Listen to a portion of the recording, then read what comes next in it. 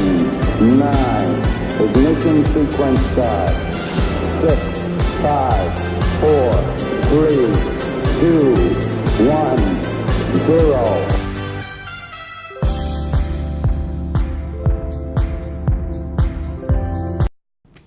Please stand for the Pledge of Allegiance. Put your right hand over your heart. Ready, begin. I pledge allegiance to the flag of the United States of America and to the republic for which it stands, one nation, under God, indivisible, with liberty and justice for all. Okay. Hey, what's up, Colony Titans? Welcome back to another week of Titan Media. I'm Mercedes Lopez. And I'm Claudia Arias. Colony Titans, the following colleges will be available in the College and Career Center for questioning. On Thursday, Colorado State University will be open at 11 a.m. and on Friday, Hope University will be available at 11 a.m. Senior pictures will be taken on October 28th to October 29th in the Teacher Center until 2:30 to 3:30. Please make an appointment. Centerpiece crew for Colony Cares for Vets will be having a meeting today in East 62 with Miss Hayden and Miss Lane after school. Hi everybody, this is Jenilyn from Titan Media. I'm here to interview Mr. Isette about our second annual Colony Commemorates. What exactly is the Colony Commemorates event? It's going to be an event that honors veterans. It's a Veterans Day event, but it's twofold. There's the veteran aspect, but there's also a student aspect as well. It's like an oral history project where the veterans come in and sit with 7 students per table and share their experiences. It's about keeping their stories alive before they're lost to time. And what does this event mean to you? Oh, it's huge. Being a combat veteran, I want to honor people that I served with and did similar things that I did. It's just, I know what it took to make it home, and everyone that'll be in that building that day has similar stories to share, and I just want to honor them. And what do you hope for students to take out of this? I just want students to have a better understanding as to why they're off Monday, November 11th, Veterans Day. Veterans Day is a day that we get off every year, and there's a reason why. But it's also a showcase.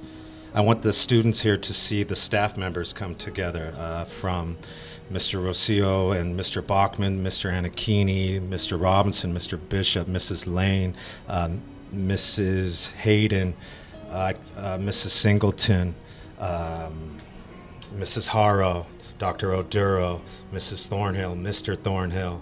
I could sit here and go on. I know I'm leaving people out. Mr. Miller, Jim Miller's been huge. Nancy Wilkin. I want the kids to see the staff come together and work together for something bigger than ourselves. Hello again, Titans. I'm here with Mrs. Thornhill to talk about Colony Commemorates. So what exactly is Colony Commemorates? Colony Commemorates is a great opportunity for our students and veterans, our local veterans, to get together and learn living history. This is an opportunity for our students not only to read in a textbook, but talk face to face with our people who have lived the experience. So what exactly does Colony Commemorates mean to you? Well, my husband is a veteran. I'm sure you know Mr. Thornhill, and he served 2 tours in Vietnam. It takes a lot of courage and bravery to defend this country and to fight for every one of our rights. So I hope that when we experience this with our veterans, that we realize that they left to fight for our country when they were your age. This was an option for them, and this is what they chose to do. So for that fact alone, I think we should give them great kudos and treat them with lots of love because they deserve it. And what exactly do you hope for students to take away from this event? I want students to have a heartfelt experience, to be able to say, not only did I briefly learn about this, not only did I read about this a little bit in the textbook, but I knew somebody who was there. I can tell you the story that he told me. Thank you, Mrs. Thornhill, for sharing your time with us, and we hope to see you at Colony Commemorates. I will be there. Thank you. Thank you. Breakfast, lunch, and floor managers, Ms. Thornhill and Ms. Wilkin will need to talk to you before school in the library on Friday, October 25th. Attention all art club members, if you'd like to participate in the sidewalk chalk day that is today, please see Miss Hayden or Miss Lane ASAP. Hopefully it's not too late. Calling all movie lovers, the film fanatics will be watching The Witches tomorrow after school in East 67. Showtime is at 2:30, refreshments will be provided, and all are welcome. And remember, life is too short to watch bad movies. Mosaic meets every Thursday at 2:45 in Miss McCone's room, E61. There will be different presentations by different teachers, so come out and support. Crew is a Christian club that meets every Friday morning in E65 at 7:30. All are welcome to join. And now here's a special message from your principal, Dr. Oduro.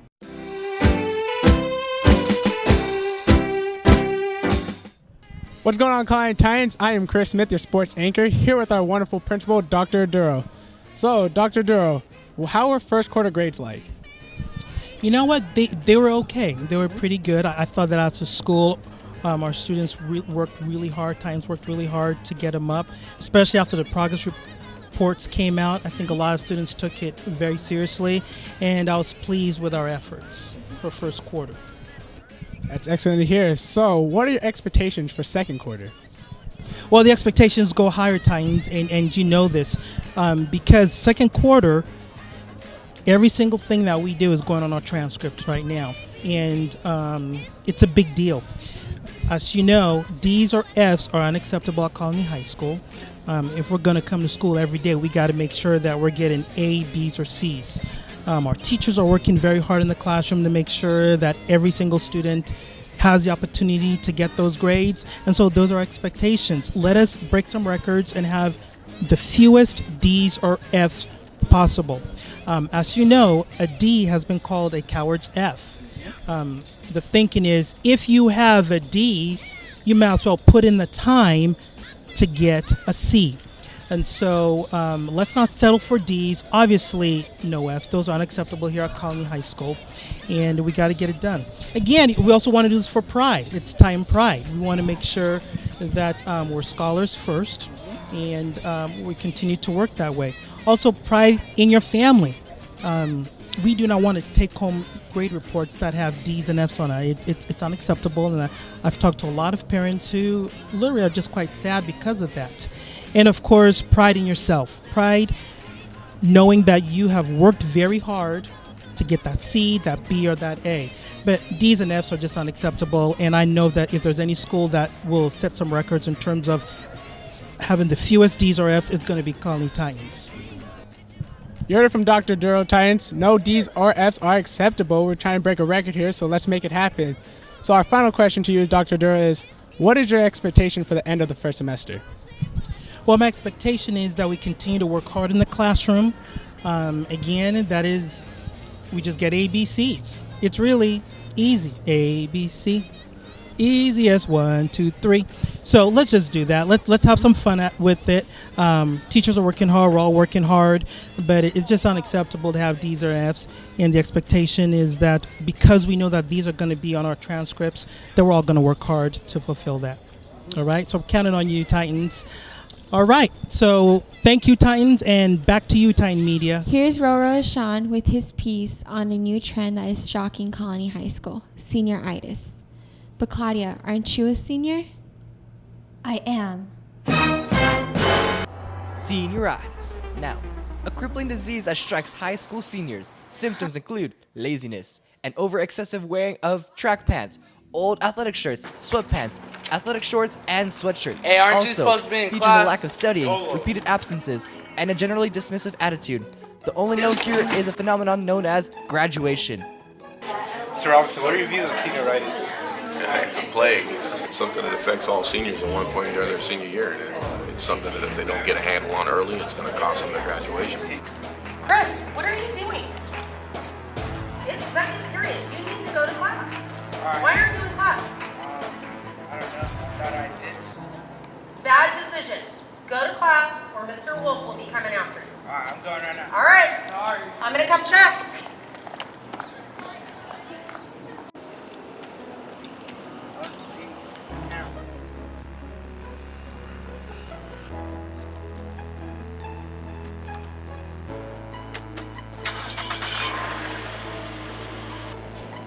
All right, Ms. Bishop, why do you think kids get senioritis these days? I think the reason why senioritis is caused is because the excitement before completing the task, the excitement of graduating and not really focusing at the moment that I need to do this before I move on. So, in other words, it's like any athlete, primarily in football, if a quarterback throws the ball to a wide receiver and the receiver does not catch the ball first, then they can't make an advancement up the field. And so they're so excited because there's no one there to tackle them that they are looking downfield instead of focusing on the ball. And I think that is what seniors who have senioritis or claim to have senioritis, that's what they're doing. They are focusing more so at the celebration of graduation, but not looking at the work that needs to be accomplished to graduate. All right, thank you. It is you. Journey's here too. What's up? What's up? What do you guys need? We got caught ditching. Yeah. What? We got caught ditching. Why? I don't know. What's up? Okay, come on. You guys already know you're going to have to either deal with Dr. Adoro, you have to deal with your counselor, and the one person you don't want to deal with is your parents. So you guys are going to have to get it straight. Now, what you going to do about this? You guys got to get back out there, send a message out to those seniors and let them know, get on track. It is not worth it. Please, just get focused. So what you going to do? I don't know. We're going to stop ditching. Yeah. Okay, you're going to send a message out? Yes. Yeah. Okay, what's the message? What's the message for the seniors? So we shouldn't be ditching because it can Don't mess ruin a up. lot of our senior year. And We're what so if we close to don't graduate? graduating and we want to go out with a bang, not That's what I'm saying. Yeah. You guys Ticket is do a lot. That's what I'm saying. You guys do it. Show the teachers that you guys have totally been getting educated by all the stuff that they've been doing. Even though we're taping this, the message is you guys need to get focused. Get focused. It's all about doing what you got to do. Okay? Alright. All right. Hold on. Can you get this? Here's Anissa Rivera with her special report on dress code. Hi, my name is Jake Townsend, and I'm obviously not Anissa, but she was sick today, so obviously I'm going to take her place. And today we're going to be talking to you a little bit about dress code, and we're going to talk to some of the campus police to talk about dress code. All right, how big of an issue is dress code here at Colony? Dress code here at Colony is a pretty big issue, especially during the summertime months. Not so much during the winter, with the exception of all the beanies and hats that you guys wear that you shouldn't be wearing unless they're Colony symbols. I didn't think they're Officer Ernie, how are you? Good, good. It's good to see you. Okay. Officer Ernie, how do you enforce the dress code around the campus? I don't know. How do we enforce it? No. Park ranger, let's go. Come on, tell me what you're No, I'm just kidding. We enforce it by making sure that all the students follow the rules as far as what they can have, what they can't have, which is only Colony hats or beanies. This has been your dress code segment, so please make sure you watch what you wear because you will get fined or detention or what? You will go see Miss White first and have to fix your violation. And if it continues, you will start with a detention. Then it will start with a Saturday school, and then it will start with a call to your parents. I don't want that, and I know you don't want that, so please dress appropriately at school. Here's Chris Sawyer reporting live with his take on the littering in G building and how it is affecting our campus.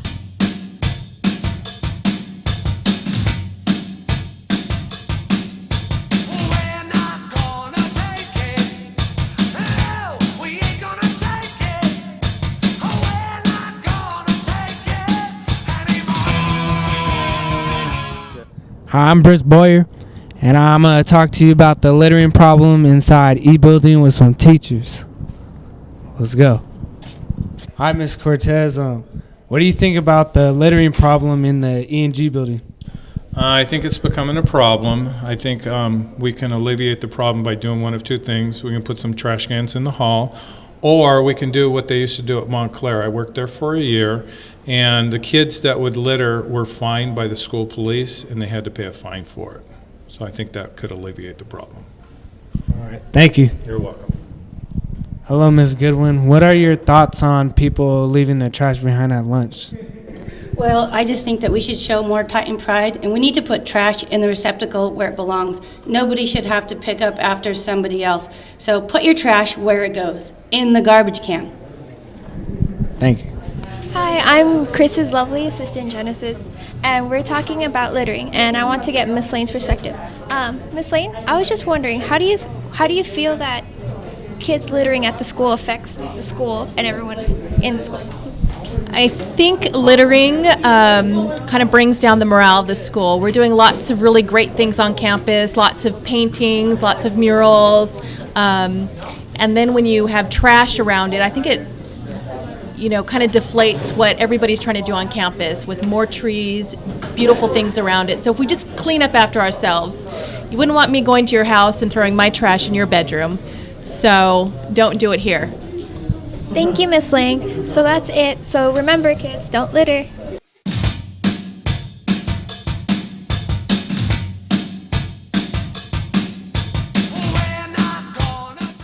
And now here's your sports segment with Chris Smith.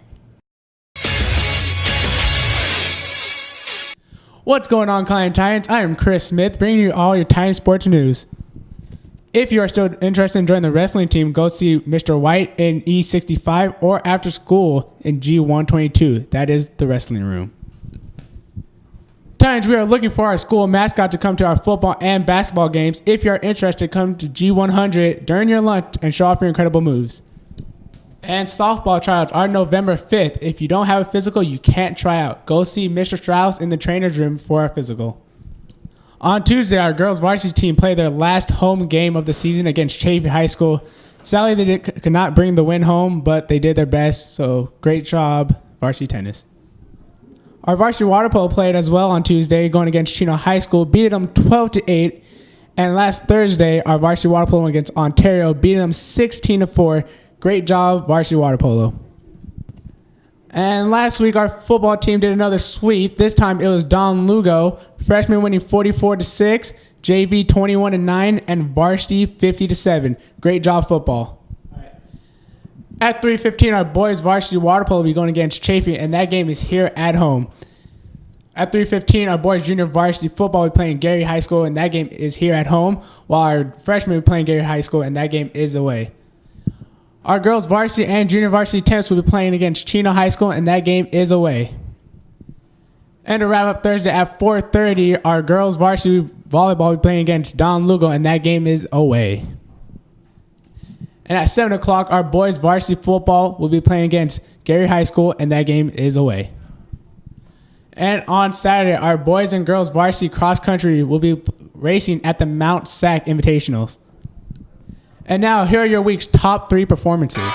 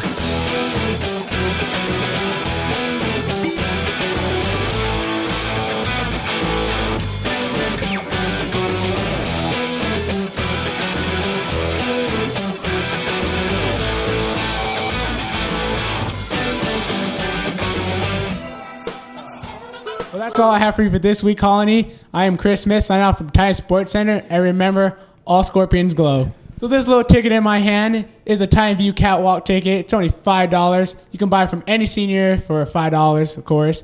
All proceeds go to students that are in need. So please buy one. It's only $5. It's not that hard. Thank you. Welcoming Jake Townsend with this week's Trendster.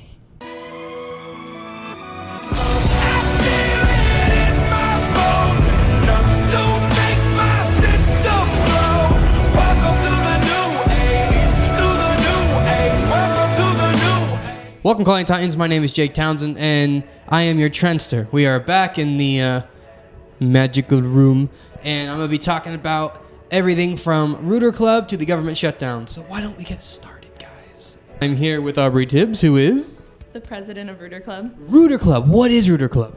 We're a school spirit club. We go and cheer at as many sporting events as we can. And you have something coming up this Friday, don't you? Yes, on Friday we are having a party in room D59. We're going to have pizza and drinks, make posters. You guys can learn all the chants, and it's going to be a lot of fun. D59, posters, pizza. Sounds like a blast. I will see you there, right? Yeah. Awesome. Cool. Well, it was a tough couple of weeks for our nation's capital, which is Washington, D.C., which is really sad. As you know, we were in a government shutdown for a magical 16 days, and there was many plans to stop it, but those plans collapsed like David Hasselhoff at an open bar. During the shutdown, the White House was attacked! You're like, why? How? Who? Well, the Who, guess who the Who was? Magical squirrels! Dun, dun, dun. The reason they invaded the White House was because during the shutdown, they had to lay off all the gardeners, and the squirrels saw this amazing opportunity to jump in and steal all of Michelle Obama's fruit garden. So just take it from Michelle Obama. All you need for a wonderful garden is water, sunlight, and 50 federal employees. The squirrel invasion was so bad, Barack Obama was actually thinking about letting Joe Biden off the leash. He's like, go get him, Joey! He's like, ah! Well, Colony Titans, that's all I have this week. I am your Trendster, Jake Townsend, as I said in the beginning, so I will hopefully see you next week. Rah!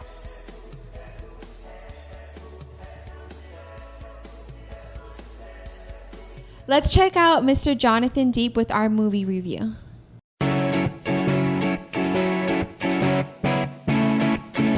Good morning, guys. This is Jonathan Deep with Time Movie Review, and this week I am going to do the best and worst films of Denzel Washington. This is one of the greatest actors to ever appear in cinema. So it's really hard when you get a guy like Denzel Washington and to try to figure out his best and his worst movies, but let's start off with his best film. I'm going to have to say that of all the movies that he did, this was really close and narrowed down to 3 movies. It was either going to be Flight, Man on Fire, or Training Day, and I'm going to go with Training Day as my favorite because this was one of the first films that I've seen of Denzel Washington. I got to say, he was fantastic in this movie. The reason why I think it is his best because of all the movies that he's done, I felt like this one had the most exciting story, it had the most exciting plot, characters, acting, dialogue, everything. Everything about this movie was just entertaining for me. It had my attention throughout the whole 2 hours that it ran. And the thing that I loved about this movie was the way the characters were written. I felt like the characters were really the strong key factor in this movie that made it great. Training Day did a great job by sticking to this story, even though at times it may seem like you know what's going to happen. It pulls and it turns you in different directions, starting with the character of Denzel Washington, who plays this veteran narcotics officer who leads a rookie on a 24-hour day of work. It doesn't turn out as basic as we think it's going to be. And the thing that's great about Denzel Washington's performance in this movie is he plays a role that seems like it could be played off very easily, but he adds this dimension of manipulation. So if you haven't seen Training Day, definitely go check it out. It is worth your time. Go watch it. Now let's move on to the worst movie of Denzel Washington, and this was a really hard one to do. When it comes down to it all, I'm going to choose The Bone Collector as his worst movie. This is one of his early movies from 1999, and the reason why I didn't like this movie as much as I did of his other films, the reason why it's disappointing to me was because this was when Denzel Washington was coming off very strong performances from movies like The Hurricane, He Got Game, and a couple years back he got Malcolm X. And for him to do a movie like this, to take a role like this into a movie where it's very cliche, a movie where you can predict what's happening every 5 minutes, it just didn't fit him. He seemed very uncomfortable in the movie. It seems like his character, his acting, Denzel Washington, he didn't fit the character, the role of the character. And this is basically just your typical generic crime thriller film about these detectives who try to track down this serial killer, and you basically know all the plot points, you know what's going to happen, you know there's going to be that big twist in the end. And I just couldn't enjoy this movie because seeing Denzel Washington and seeing how this movie just progressed throughout, it was just really boring, tedious, and it was kind of a waste of time. And to see Denzel Washington in a movie like this and waste his time wasn't fun. So if you heard of The Bone Collector, do not watch it. It's one of his disappointing works. I would go and watch more of his other works. This is all I have for the best and worst of Denzel Washington. Here are some other movies that you should check out from him because he's done so many great ones. And stay tuned next week when I come back for an actual movie review. So, this is Jonathan Deep for Time Movie Review. Thank you guys for watching. I will see you all next week. That is all we have for this week's Titan Media. Thank you for watching. I'm Mercedes Lopez. And I'm Claudia Arias, wishing you a happy and a healthy weekend. Don't turn down, turn up.